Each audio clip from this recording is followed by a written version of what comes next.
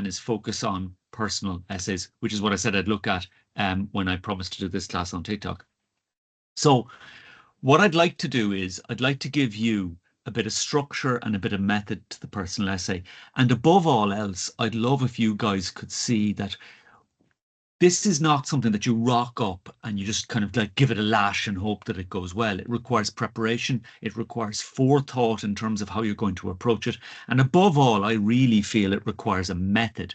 And in terms of method, that's why we're here tonight. I'm going to really try and help you with a solid method. The class is being recorded, just to let you know that, okay? I'm going to start sharing my screen now, and you guys can let me know if there's an issue with seeing the screen.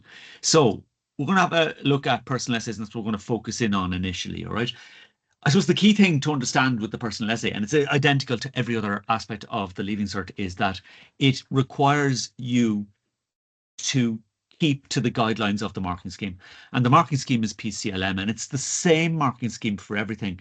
And that means, because it's the same marking scheme for everything, that the focus, the real focus in terms of everything that you're doing on the day of the exam, is the purpose marks. And the reason why I say that, as you probably well know by now, the purpose marks control everything.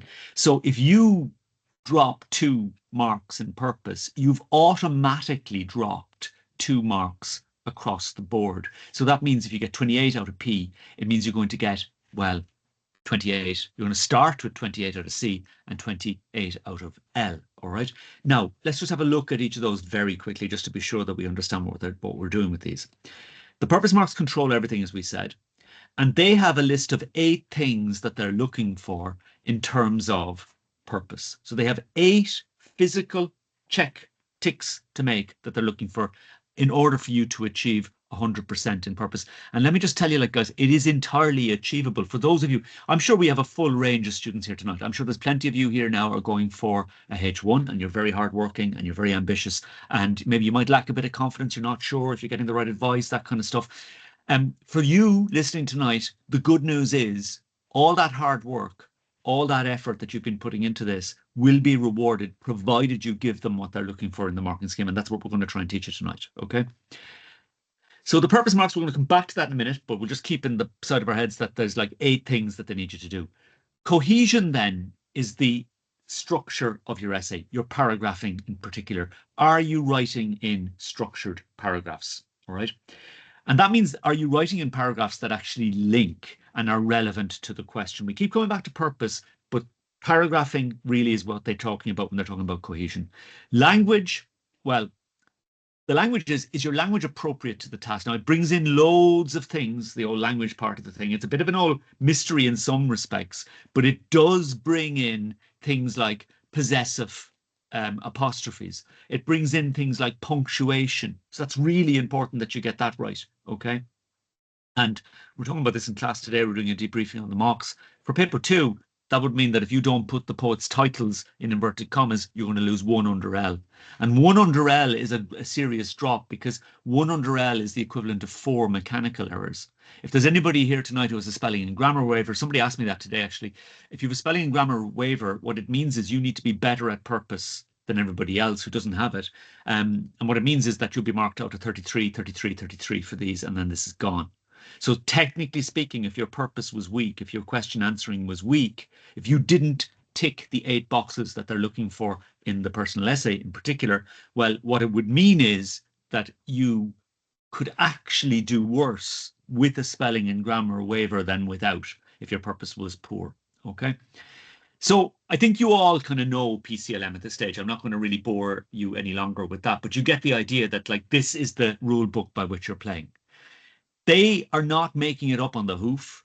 It's very well done. I think the English is the Rolls-Royce exam of the Leaving Cert. The oversight is enormous. The team involved in it really know what they're doing. They're constantly checking for quality control, and they're constantly looking out for some of the headbanger things that I'm hearing that some of you are being told, you know what I mean, that simply do not correspond with the marking scheme. The marking scheme is the rule book. If you want to know, are you doing something right, go to the marking scheme and read it. Okay. Now, focusing in particularly on the personal essay. The personal essay title is going to focus on either an abstract notion or a concrete idea. So let's look at that for a second. So home is an abstract notion. House is a concrete idea. They each have echoes of each other in them. So in a personal essay, they're going to either ask you an abstract notion, okay, or a concrete idea, or truthfully, a bit of a mixture of both. Things that puzzle me. Now, they can be concrete, but it can also be kind of abstract. Whether or not they ask you something abstract or concrete, we are always going to move between the two. The word we use for abstract notions is philosophical expansions, and we're going to talk about that as we go through tonight, and I'm going to teach you the method that we use, more or less, okay? So whether or not a question is concrete or abstract, you should always move between both in your essay. The key quality of a personal essay, the most important factor when it comes to a personal essay, is that it should be consistently reflective throughout. So you must demonstrate reflection. You must show that you're thinking deeply about whatever it is you're talking. And that means that you have to engineer into your approach, and we're going to look at sample essays in the next hour. You must engineer into your approach things like, when I reflect on, when I think back on, now with the benefit of hindsight, I understand fully, etc. So you must actually say these things and actually do them in a really focused and forceful way. We're going to have a look at 3 or 4 100% essays tonight, and we're going to see that they're all doing this on purpose in a very forceful way. It's really important that your essay would avoid the trap of descending into what we call the realm of holiday photos. Now, nobody here, at the moment, there's close to 300 people in this. Nobody here wants to see anybody else's holiday photos beyond a cursory glance. We certainly don't want to sit down and look at them for an hour, which is what we're asking the corrector to do. So when I say you don't want your essay to descend into the realm of the holiday photos, what I'm actually saying to you is we do not want the essay to become too centered on you. Now, that sounds like a bananas thing to say, given that the question is a personal essay. It's meant to be about you. So what we've got to do is find the secret sauce, okay, so to speak. And the secret sauce is what I call a mixture of personal and then expansion. So no matter what it is you pick that you're going to talk about, and we'll look at that in a minute, the key thing is that you have to realize that the person reading it is not really going to be able to engage fully with your personal ideas because they don't mean much to you. So if there's people here who love GAA and you want to talk about GAA in your personal essay, it's going to be difficult for a person who isn't into GAA to relate to that, okay? Or we say a person who's not Irish, which is technically possible, okay? Correcting your essay, not to relate to that, okay?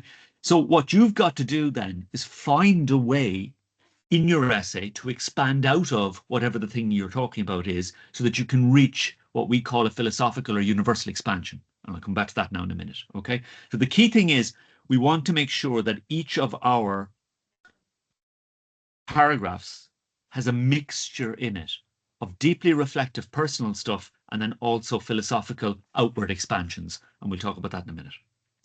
So it's very important then that in order to kind of do this, that you understand that you need a method to do it. All writers use this method. Every single writer who writes a personal type essay uses this type of method or a variation on it. Some of them are just naturally geniuses at this. They don't have to think too much about it. But most writers actually sit down and in a very focused, a very determined, and a very kind of like purposeful way, and we're going to use that word a lot tonight, purposeful, in a very purposeful way, they will actually expand into what we call concentric rings.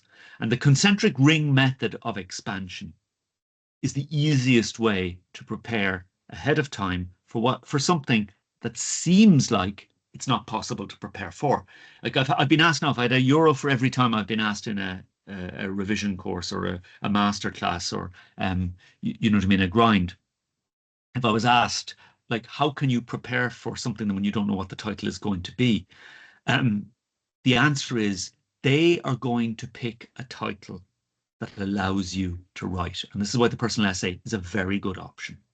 Now, I should say this to you tonight. Now, I'm assuming there's 273 people here tonight because you want to do the personal essay or you're thinking of doing it and you want to improve on it.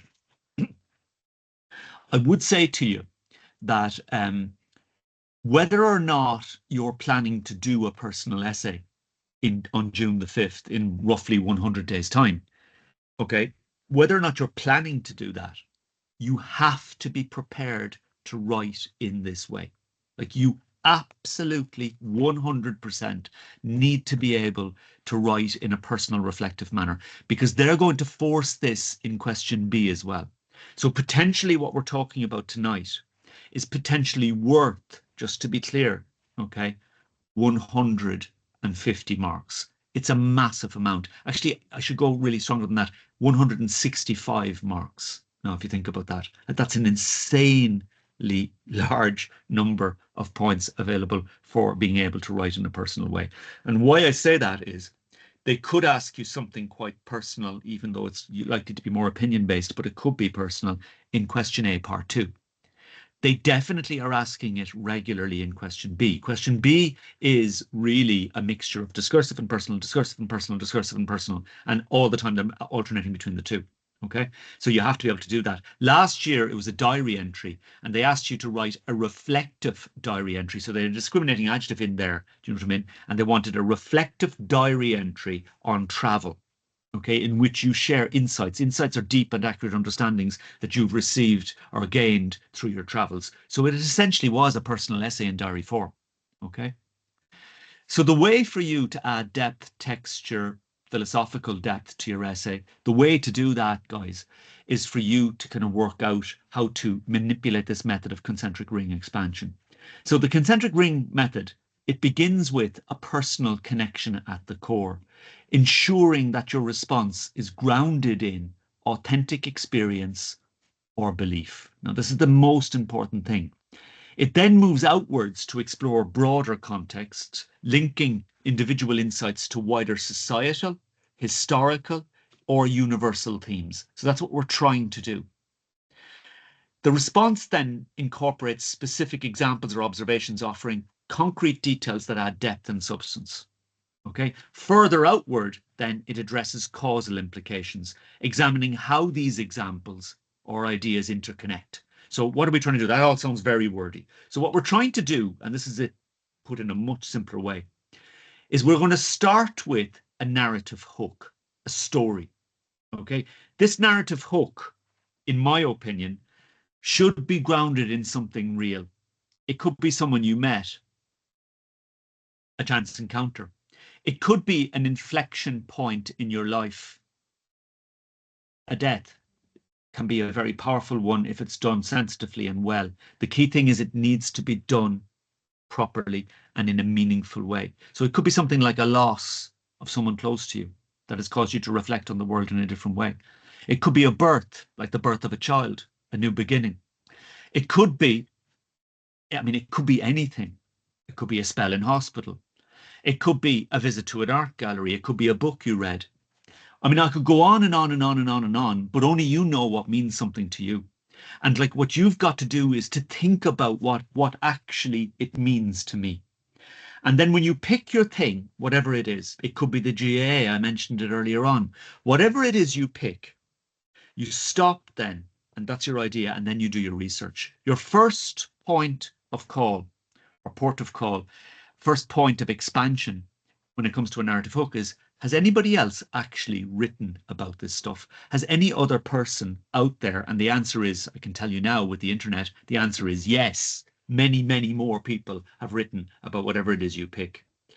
When you do your research, no matter what it is you're thinking of, and if this were a live class now, like during the Easter revision course, I'll be working through this with you. And during a live class, I would invite questions from the students. I go, is anybody thinking of something at the moment that they've been working on, whatever it may be? Now, it can be anything, okay? And then I will ask them, okay, let's have a look at it. And what we will frequently do in class is we'll actually Google it and we'll put in things like philosophical ideas on the GAA, say. I'm picking that because it's a very mundane one and we can all kind of relate to it, okay? Philosophical ideas about travel, etc. And I'd start doing my research and I'd build up the hook. It need not be something complicated at all. It can be something very basic. But what I'm looking for, if you think about the hook like a pebble, I'm looking for you to kind of look on that hook as being like a pebble that's thrown into a pond that allows you to expand out into maybe an inflection point in the world, maybe a cultural and historical context. Maybe your generation, maybe literature and sport, maybe social media. It doesn't really matter what it is, but it will allow you to expand out into that. Now, I hope that you get what I mean, okay? Each one of these rings, and literally now, guys, I could fill this with infinite rings. It goes out and out and out. Each one of these rings, I think, will take at least a week to work on, and probably longer, I'll be honest with you. And for that reason, it is probably likely that you will only get maybe between 3 and 6 of those done depending what work you've been doing up to now, between now and Easter. I would say having 6 expansions ready going into the Leaving Cert would be a really important thing for you to have, actually, you know what I mean, in the bag. Okay, that's something that I think about. Now, these expansions, when you're working on them, the biggest kind of task for you is that there are 3 legs to the expansion stool. One, you have to start back with first principles. Am I genuinely interested in this? Is this something that really means something to me? 2, does the expansion inherently contain in it possibility for philosophical thought? So one type of expansion that I would always recommend that my students follow or kind of pursue as a possibility would be a regional focus where you live, maybe incorporating that with the night sky. The stars above you are a really powerful thing that you can use for any possible personal essay. Well, not any, but many, many personal essay titles. Like there was one came up there recently, Things That Puzzle Me. Now that would work perfectly for that. Okay. Another one came up there recently last year, My Relationship with the Natural World. That would work perfectly with that. Another one came up there, was a more concrete title. It was Education. Okay. And it would work for that too. It takes a little bit of working, but for instance, some of the most profound lessons I've learned have been while I was staring at the stars. Okay. Now, that's your first thing is, does it interest me? Second thing, okay. Have I done my research? Have I read what other people are writing? Have I looked at it from a philosophical point of view? Do I see something in it that's a bit of an angle, that's a little bit different, etc.? Okay. Is the stuff I'm talking about kind of factual? Is it not like Lula stuff I'm talking about? I want it to be rooted in a reality. 3 then, and this is the big one, is my expansion well written? Okay. So as you're preparing now for this, you'd start with your narrative hook. Okay. You'd work on that. I would say get 2 or 3 of those narrative hooks ready. Start with things that really matter to you. Okay. Things you're really interested in. Things happen to all of us all the time. We meet people every day that are interesting, that are different, that cause us to think and reflect on the world. Things happen to us every day that cause us to reflect on the world. It could be literally anything. You just want to go and think about that. I'll show you some examples now in a minute. Okay. Then you start thinking about possible expansions. Inflection points are moments in your life that caused you to think. When we count out in the personal essay, when we count out how my students are going at this, what we're noticing is there are 7 kind of expansions in each essay. In a personal essay, the expansions are gentle. They're not very heavy and forceful and factual. They're not like big lead boots standing on something. They're gentle, okay? And they're not forced. They flow naturally through it. Today, I was doing in the Institute, we were looking at narrative and aesthetic writing. And we were looking at the 2021 paper, and it was the aesthetic use of language, which is a category of writing. All of English paper 1 is based upon these categories of writing. Okay, everything about English paper 1, including the composition. We happen to be focusing in on personal writing today, which has heavy aesthetic elements in it. Aesthetic writing is like the beauty of writing. No matter what happens on paper 1, you're always going to be talking about aesthetic writing, no matter what happens. Okay, so you need to get that ready. It's basically stylistic features. It's kind of almost, we were saying today, how you talk about a poem. Okay.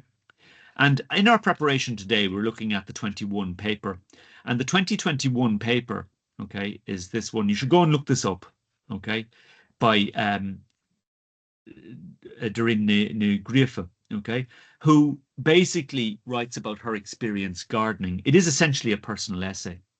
As we were reading down through it, we noticed very quickly that this was a personal essay and that she was actually ticking many of the boxes that the SEC is looking for And we're going to look at those specifically now in a minute, okay? I just want you to see here, this is her talking about her garden. As the new plants unfurled into sunlight and the bees began to arrive, I dragged a cobwebbed lawn chair from the garage and I spied onto their busy rumps as they browsed the gifts I'd grown for them. I watched the bees and I thought of the poet Paul Meehan. That's an expansion into literature. Literature is one of the things we'd always kind of look for. I'd heard her describe how cherished bees were in medieval Ireland when entire tracts of our Braham laws provided a legal framework for their behaviour. That's an expansion into the historical and cultural framework of our society. It's a regional expansion and a historical expansion. Now, she knows, because she's a professional writer, that her expansion,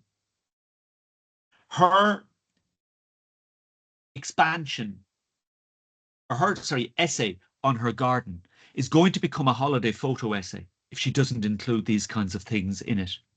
And that's what I mean by expansions. That's what I mean by you guys finding a way to deal with the personal essay through these concentric ring expansions. Okay, now let's have a look at a student in a second. And I want you to remember, before we do that, I want you to remember what this looks like. Just before we do that, I just want to have a quick look at what the SEC is looking for. This is how they are looking for this. Okay, now I can't give you the whole handout or make it available to you, but I will make a version of this available to you. So it must be written in the first person. It must use an authentic personal voice. These are all the things now they really want. They're looking for, they're targeting, and they want you to do. It must be reflective. Absolutely has to be reflective. Okay? It must include revealing insights. An insight is a deep and accurate understanding of someone or something. So whatever it is you're talking about, it can't be off the top of your head.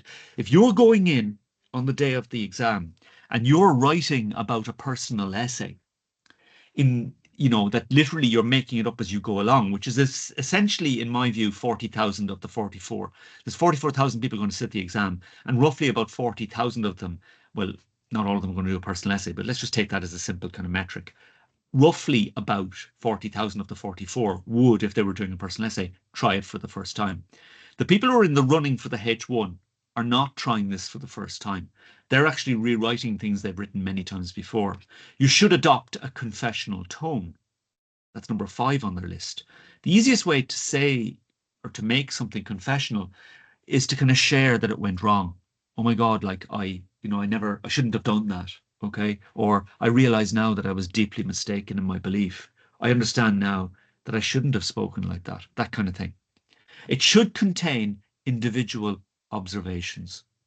So that would be like things like, to me, the city always feels like it's alive. Okay. Like something that you see that, that's unique to you. If you hear somebody else saying something and you think it's really good point, get it ready, note it down. Beg, borrow, steal. Let's beg and borrow and steal from T.S. Eliot. Good writers copy, great writers steal, he said. Okay, so you need to get your ears attuned for this stuff. It's everywhere. Like I think YouTube is an amazing resource. Okay, and I watch it a lot, and obviously the algorithm adapts then to suit you. So if you start looking up reflective, interesting things like the night sky or whatever it is you pick, you're going to hear people talking about it in a reflective and deeply interesting way, because it's scripted for YouTube. They're not just talking off the top of their head. So you're going to hear interesting thoughts and ideas emerge through, we'll say something like that. Even TikTok has in it, if you go looking and get force, kind of like gaslight the algorithm to adapt to what you're looking for.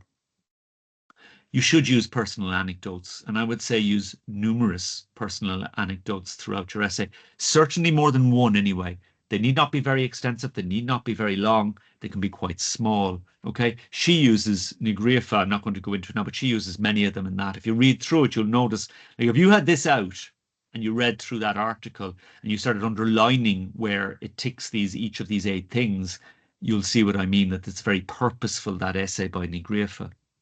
And then it must be relevant to the question. I can't emphasize that enough.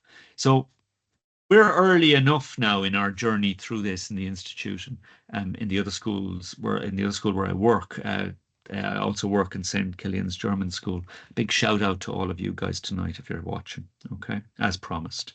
And what I've noticed with the students at the moment is many of them, okay, many of them, they they're getting the idea now. The approach is solid and it's right and it's really focused on the 8 things, but this is the one that's most missing. More than anything else, there's a lack of purposeful approach in terms of the actual question. Okay, so what I'm saying to you now is, in every paragraph, the terms of the question should be mentioned more than once. So if the question says puzzled, get the word puzzled in more than once. Also use synonyms. So 2 definite uses of the question word and also use synonyms. I would say to you in your opening paragraph, the best place to put a forceful kinetic engagement with the question is towards the end of the paragraph. Go in at it like a sledgehammer at the end of the first paragraph. Mention the actual question. Okay, let's have a look at a student doing this. Okay, in the exam. Let's look at a couple of students doing this in the exam. So let's look at this one. This is from last year. This student scored 100% for this essay. Now, one of the things you're going to see tonight as I flip through, what I'm going to do is I decided what I'm going to do is I'm going to look at 2 to 3 openings and I'm going to pick 2 to 3 expansions from different students rather than read through one essay. Okay. So this one was on a personal essay in which you reflect on your relationship with the natural world. Now we're watching her here. She scored 100% in this. Okay, just to show you, this is her mark: 30, 30, 30, 10. Okay, 100% on the day of the exam. What an achievement! Like, I mean, I'm a professional English teacher, and I'm in awe of somebody going into a high stakes exam and having the control and the presence of mind to get such a whopping grade. So watch. Since before I can even remember, my family and I have gone on hiking trips across Europe. Straight away, the chief examiner, and this is the chief examiner here correcting this. This is a rare script. I only have one of these. Okay, and I'm doing this a long time. I've only seen one, and that's why I like to go to it, because it's very well corrected. She ticks that. So why does she tick it? She ticks it because it's a personal anecdote and it's in their list of things. I want you to see here now that the correcting is very forceful and very purposeful, that the corrector is actually going through the 8 things. Okay. My father in particular is a hiking enthusiast, so at least twice a year we'd fill our rucksacks with warm fleeces, woolen socks and a portable stove and set off to the mountains. Tick. And the reason why she's ticking that is mountains are relevant to the question nature, your relationship with the natural world.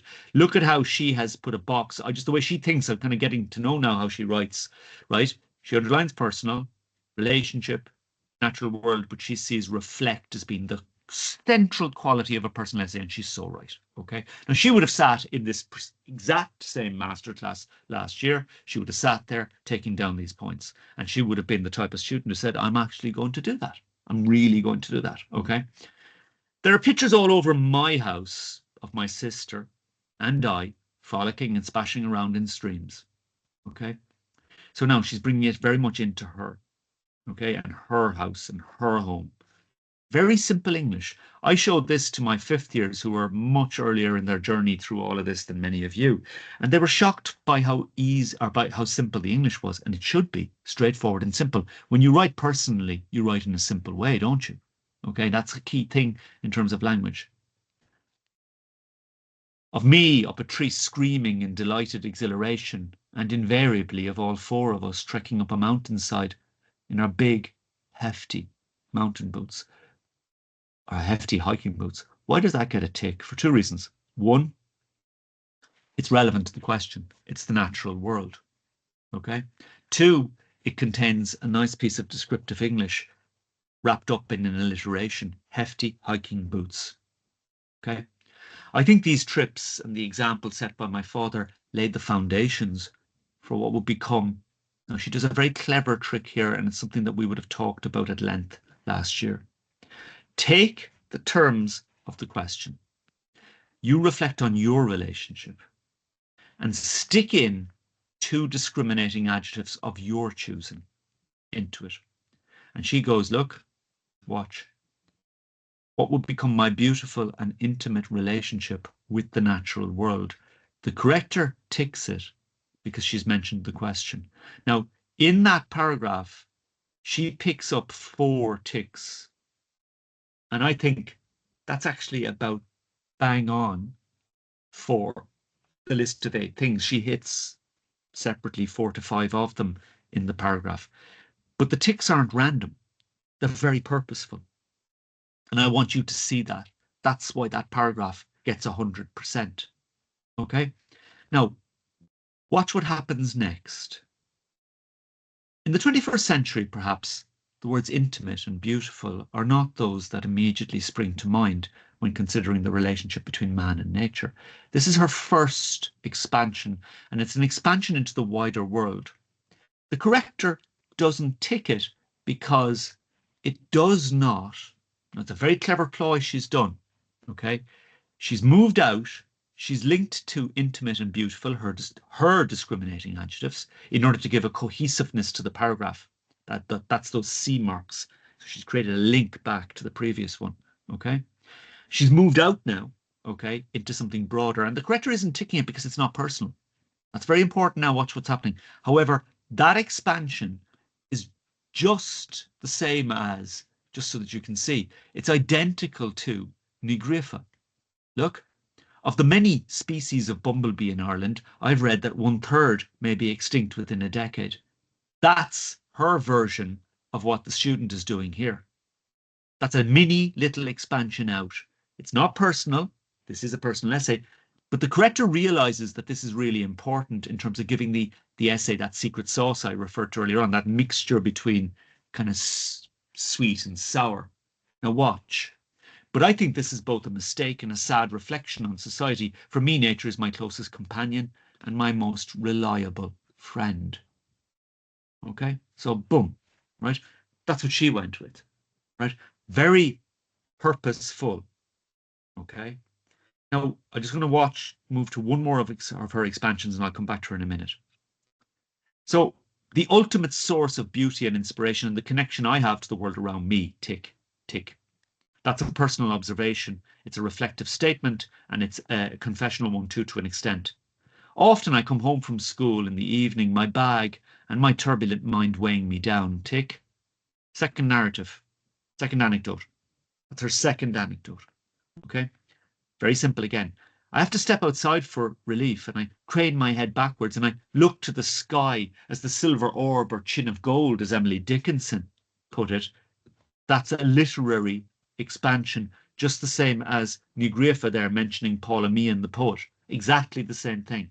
She knows exactly what she's doing. She had this ready. Okay. The key thing is, if you're going to do a literary expansion, pick something that means a lot to you. Do not pick something from a book of famous quotes or something like that. Find something that does it for you, that actually has meaning for you. I'm just going to check to see if there's any questions, if I can find them. So yeah, okay. So would I recommend a personal essay over a speech or an article? I definitely would if you can do it. I think the speech would suit in my view. Now you have to be very careful when you give advice like this, because I don't know anybody here really. Well, I'm sure I know some of you, but I don't know you, for instance. Okay, I think. Okay, I don't know who it is. The speech, I think, tends to suit a student who might be struggling a little bit more. Okay.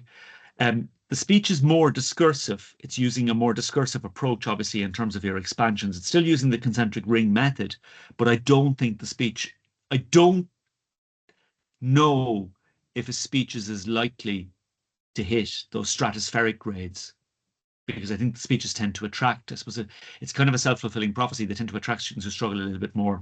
But the article, I think, can work quite well. I certainly wouldn't rule out a speech or an article.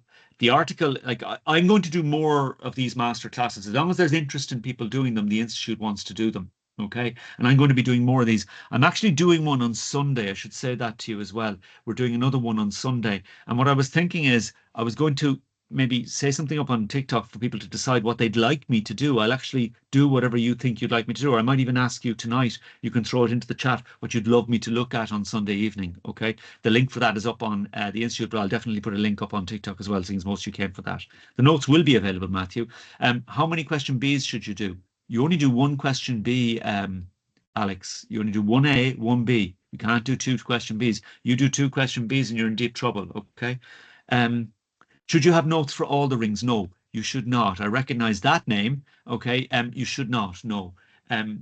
Because you can't expand into everything, obviously. What you should do now is start between now and Easter and pick 3 things that really interest you, whether it be AI, science and technology, the natural world, whatever it is, pick it, okay? The more expansions you get together, the better you'll do, okay?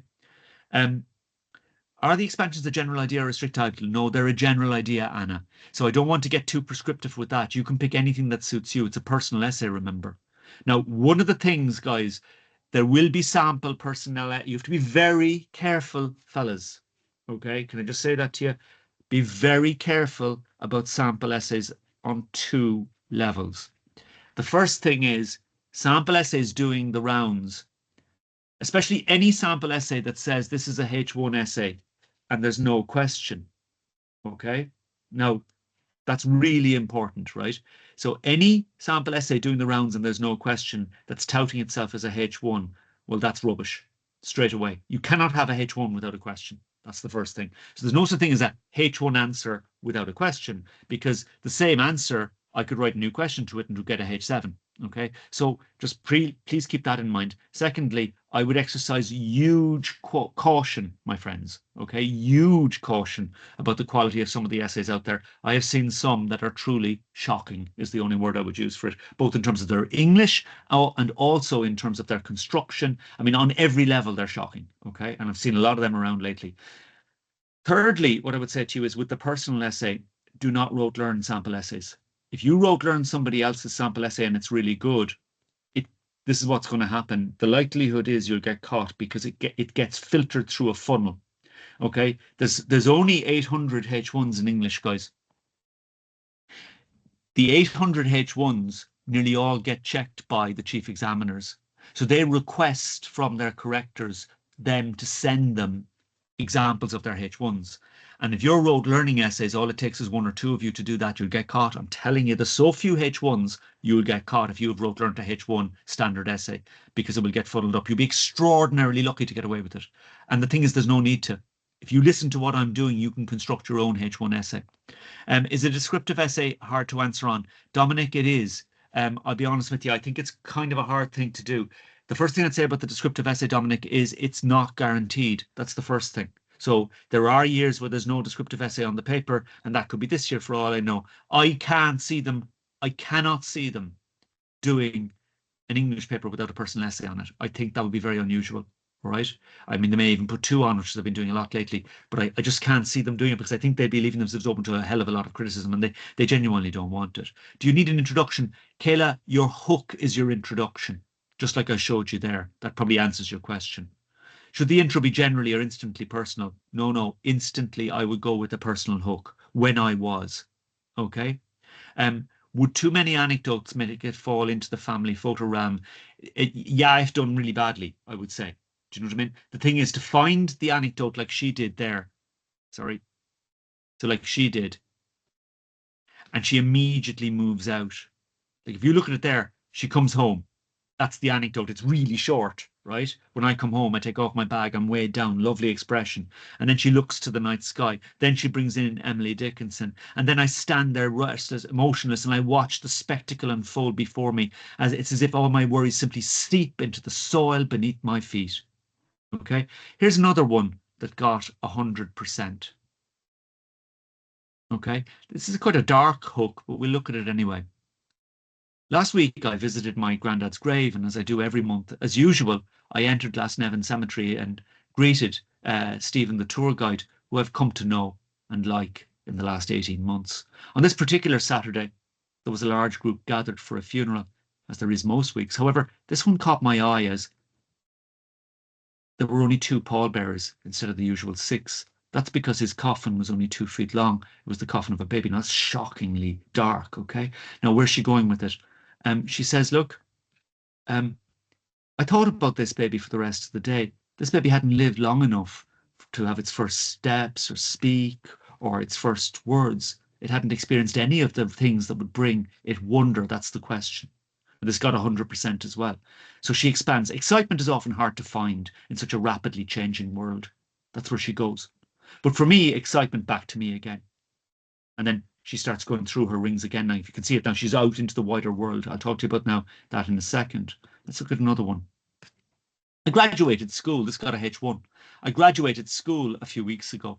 Normally, I'm not one for deep reflection or assessment, but the guest speaker in my graduation gave me food for thought. Now, she ripped that off a suggestion from me. The graduation speech is a really good one to prepare because you know you're going to have it.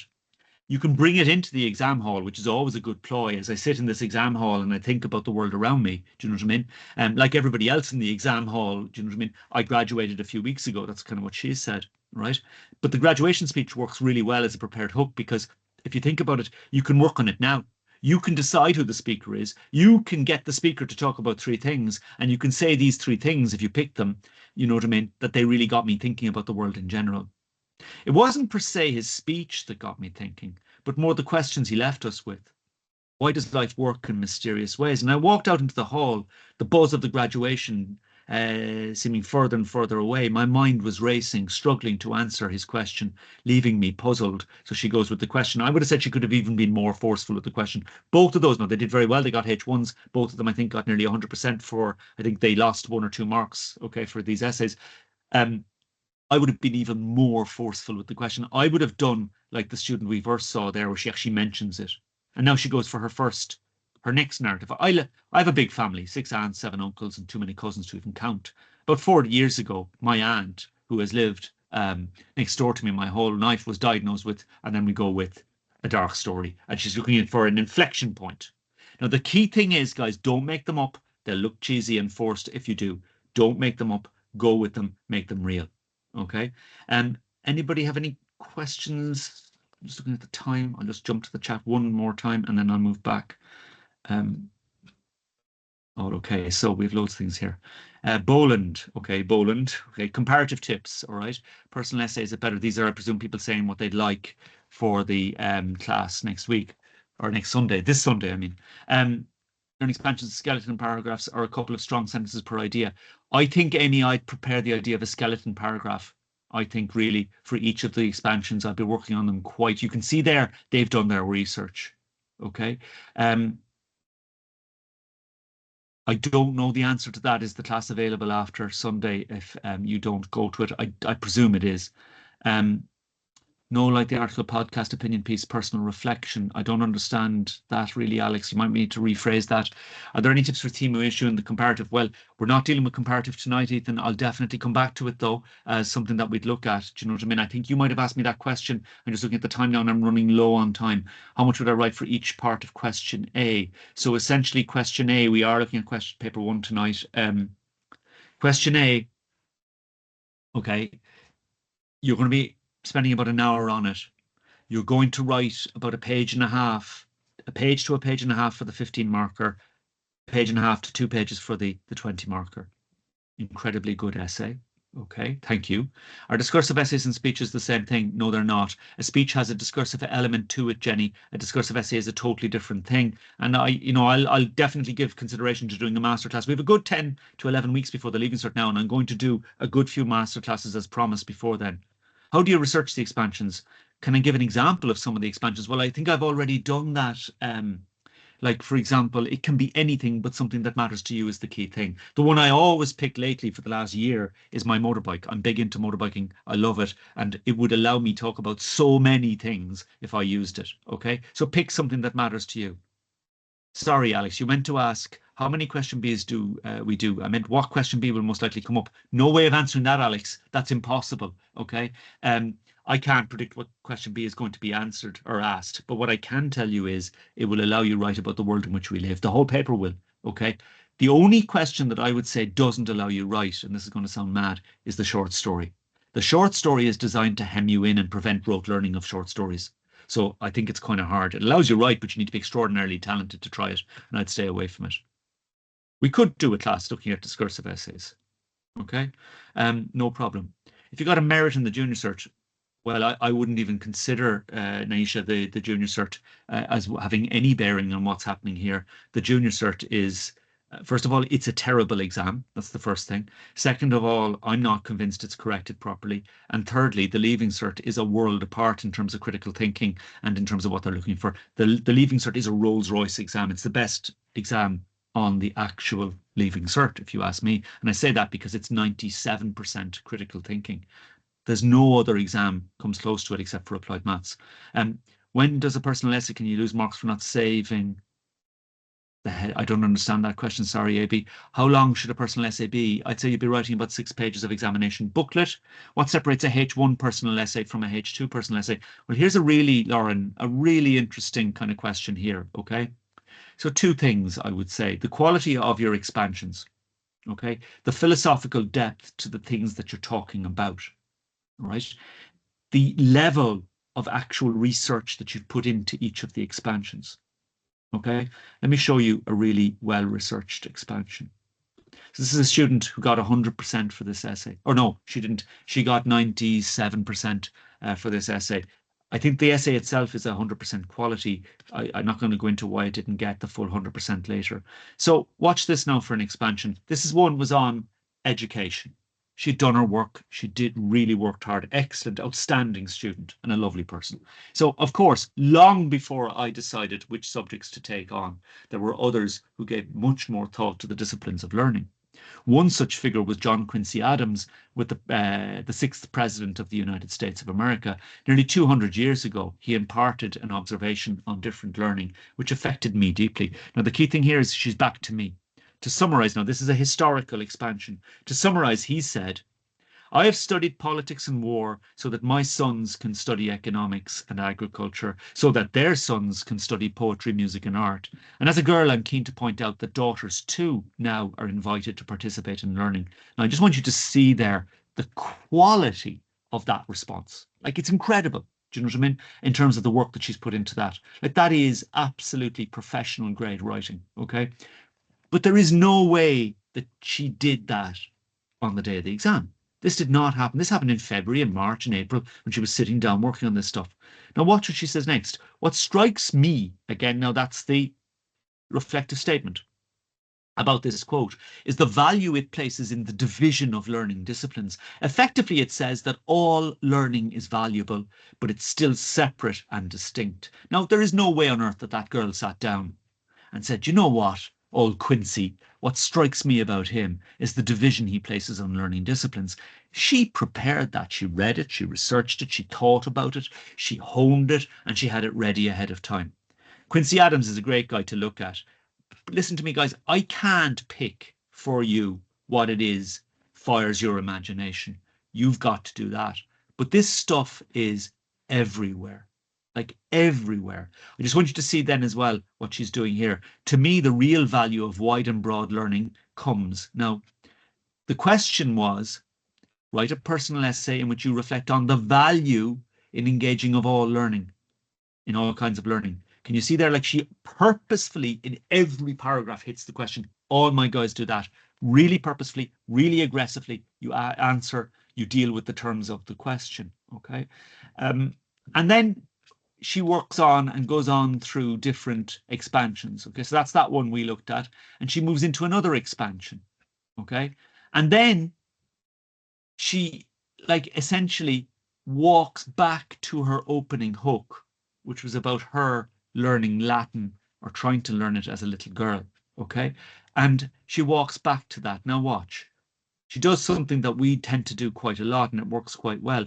Now, as I prepare to leave this exam hall, this is her final paragraph, and ready myself to prepare for the weeks of wildly different tests still to come, I'll try to channel my energy of my younger Latin learning self.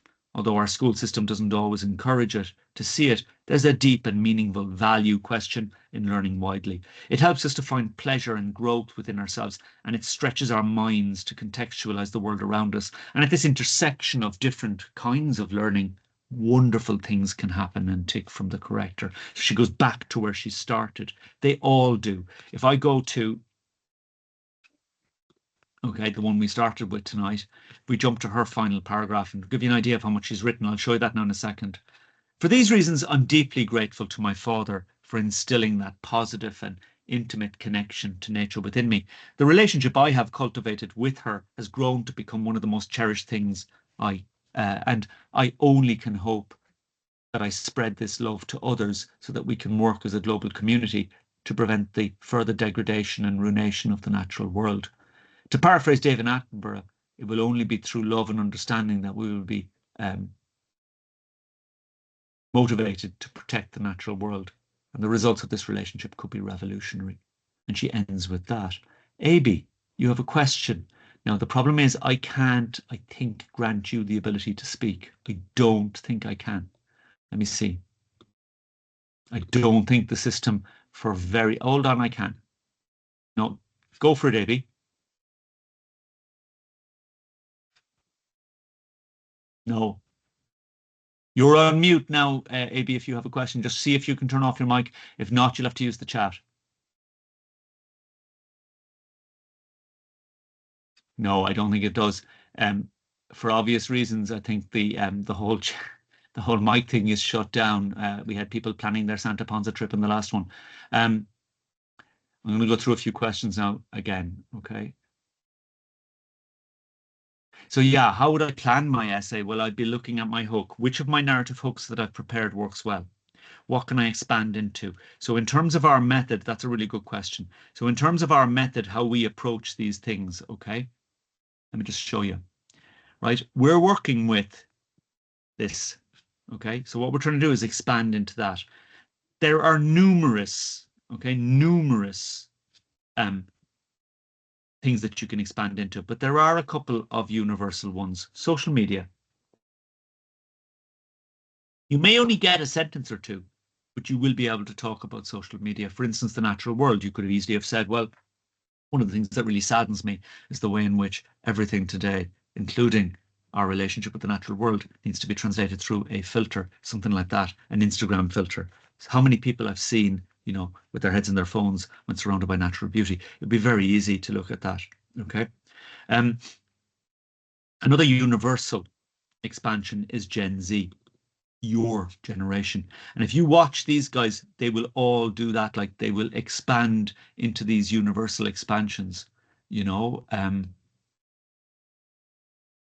see if I can find it. I think she does.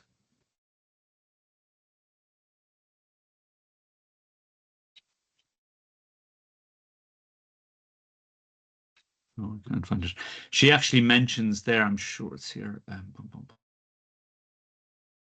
She goes into Gen Z. She actually goes into social media as well. Okay. So like, just to be clear, like you will get a chance to write about the universal expansions if you prepare them. Okay. They will give you something to write on that will allow you talk about these things. I can't emphasize that enough. I can't find it now. Should really, there it is. Look, sorry. So watch. I rejected meat and all that it entails in today's world. She's talking about being a vegetarian. However, despite the fact that my generation, Gen Z, is purportedly the most climate conscious generation yet, I've personally found this not to be the case.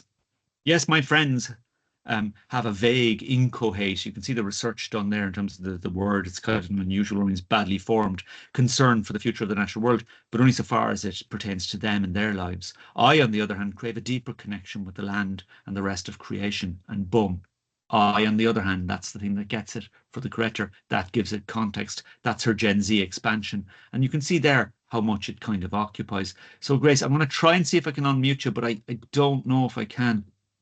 Just bear with me. No, I can't. Grace, you'll have to use the chat, guys. For each expansion, do you start a new paragraph? Not necessarily. A paragraph is controlled by an idea. Okay, a kind of a separate controlling statement. You could have several expansions. So here, right, unfortunately, not all aspects of my relationship are positive with the natural world. One of my most distinct, and then on she goes. Okay. So guys, just let you know, some of you are putting your hands up there. I can't do anything. This whole thing is locked down and I can't allow you to speak. I'm sorry about that. I don't have the admin control over it for obvious reasons. I'll see if I can change that for the next one. Okay. So not necessarily. You could have several expansions within a paragraph. With the personal essay, make your expansions light and frequent. I'll just see if there's any other questions now, guys. Okay. Do I have a list of topics that would cover all personal essays? No, because it's personal to you. That's the whole point. If you can't find these things that mean things to you, I'm not sure the personal essay is right for you. Can I tailor my inflection point to any personal essay? I believe you can. I really do. I do think that. Okay. Um, um, I think you should go with Bill. Is there a large difference between a descriptive and a discursive essay? Yeah, completely. They're completely different things. A descriptive essay, you're describing the landscape in front of you, essentially. It's a kind of the difference between, like, a descriptive and a personal essay is the difference between an article and a painting. Like a descriptive essay is like a painting. You're describing something in front of you, okay? With having the World Bank, a few quotes, that sounds very discursive there, okay? Mr. or Miss Kelly. That sounds really discursive. That sounds less personal. Okay. Personal expansions will be things that are more genuinely connected to you. Is it wise to bring counterpoint into an essay and disagree with the question? Well, you can't disagree with a personal essay now. Just to be clear, you could be asking me about a discursive essay. You have to give both points of view in a personal essay, but you can't disagree with the statement in a personal essay because it's asking you about your connection with the natural world. And you kind of say, you can't say, well, no, I don't agree with the natural world. It's like, I'm sure you see what I mean. It's actually asking about your connection. So maybe you're mixing up discursive and personal. Any predictions? Whoever that is, I don't know what the name is, but it's impossible to predict it. But I'll tell you one thing I stopped doing about 5 years ago, and it kind of gave me great peace in my head. I stopped trying to predict the paper on paper one, and instead I focused on the idea of inflection points. And when I say inflection points, I don't mean in your life now, I'm talking about the world. So I started saying to my students, your syllabus, what you need to get ready is the world around you. They are going to say to you, and I really mean that, they're going to say to you, you are, in particular for the more discursive titles, you are 17, 18. You have been looking at the world, and God knows we're living in extraordinary times. You've been looking at the world, and what do you think of it? They're never going to mention Trump, but a very good expansion to work with straight away would be his inauguration. I was saying that to the class today. Look at that. Get your work done on it. See what people have said about it. It was such a bizarre event. So many people, do you know what I mean, on the stage ahead of elected politicians. So many weird looking people, but there's a lot you can say about democracy there. Now, last year, I'll just show you with this girl who got 100% in paper one. She did the diary entry on question B. And the diary entry on question B was your basically, you're traveling around the world reflective. Now watch this, it's a question B. So we're going into question B now very quickly. So first of all, the corrector will reward her showing that it's a diary. Sorry.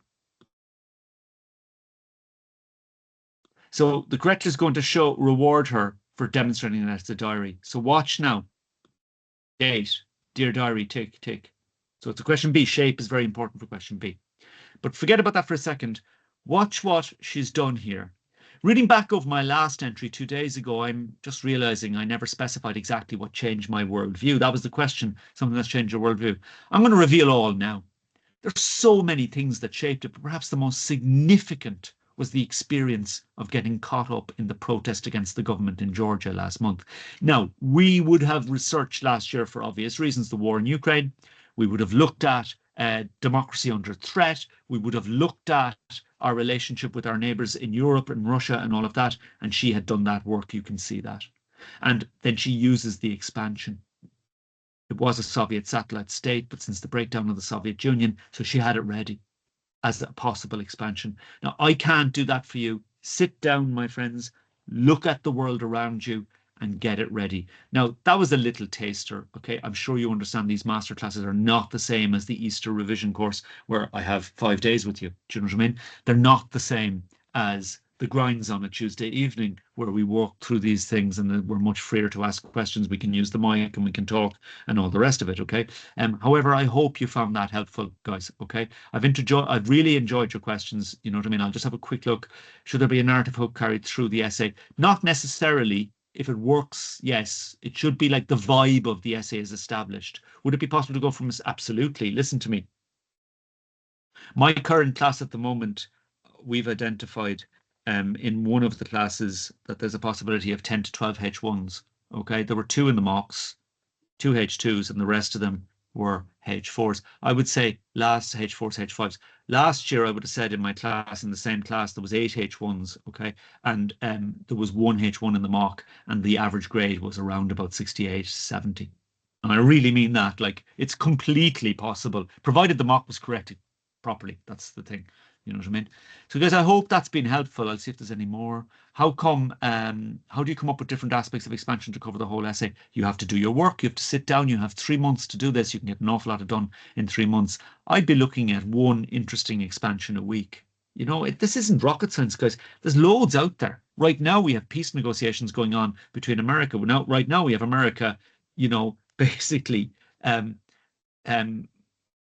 you know, the art of the deal. I won't go into it too much, okay? But the art of the deal being used against a very vulnerable nation. There's loads to say there, okay? But you need to read, guys. You need to read and you need to engage with the world. And you're not going to find it online in terms of TikTok and all the rest of it because it's an echo chamber, okay? No, there should be different expansions. I would expand into different things that work. No, I wouldn't say. In a personal essay, you're not dealing with very heavy topics. You're dealing with philosophical topics. So you'd be saying to yourself, what is it about human beings? A good website to look at is this one for personal essays. Now, it's behind a paywall, but they do have free articles. Okay. It's called The School of Life.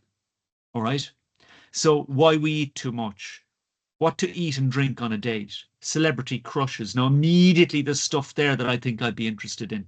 Celebrity crushes, definitely. Food, that's an interesting one. Luxury and sadness, I'd be at that. Now, if I click it, it could be behind a paywall. Let's look. Okay. There is an age and a frame of mind when we're strong enough to treat luxury with every bit of disdain it deserves, when we know how to pour rightful scorn on its cost. Now, immediately, I could see myself borrowing that sentence. I might twist it and turn it and change it and use it for different things, but it's nicely written. But there comes an age more somber and melancholy in nature. Like, I'll be reading these articles, as many of them as I can get my hands on. But not just that. Like, if you pick a topic, okay, so if you pick a topic, jump in and put in the word philosophical expansions or articles on. AI will help you as well, but be careful with getting AI to write essays for you. It does a terrible job. Okay, now, on that note, guys, I think I kind of have to finish up for tonight. I've got to pop down to my local store in Churchtown. It's called Churchtown Stores, to pick up a few messages. So does anybody have any last little question? I'll jump in and see if I can handle 1 or 2 more, and then I'll leave it at that. Okay, my God, there's so many. Yeah, the material, Ryan, that's a good question. And Ryan has asked, would the material covered for a discursive essay also work for a speech? It kind of would, but a speech is an exercise in persuasive English. So you have to have all the skills necessary, repetition, rhetorical questions, that kind of thing. And if your personal essay is about a past event in your life, is it deemed too completely? No, not at all. But it can center on just that one event. Then you're in the holiday photos. Ponza or Zante? Go for Ponza, I would say. It's classy. How long would you spend? Listen to me, my friend. Just in terms of Ponza, you could easily save yourself a ton of money and just wait for a nice warm day in Dublin and head to the ILAC Centre. Okay, so I think that's everything. Okay, there's just so many. My God, there's so many questions. You're welcome for the masterclass. No, definitely do not avoid common topics like social media or Gen Z. You will stand out. Do them well. Do them really well. I can't emphasize that enough. Pick those things. Guys, on that bombshell, I'm going to finish up for tonight. You're so welcome. You're so welcome, Johnny. Thank you. For those of you that I'm going to see this week, I can't wait to see you all again. For those of you that I'm not going to see this week, well, best of luck, and hopefully I'll see you at future masterclasses. Don't forget, we have classes online Tuesdays here in the Institute.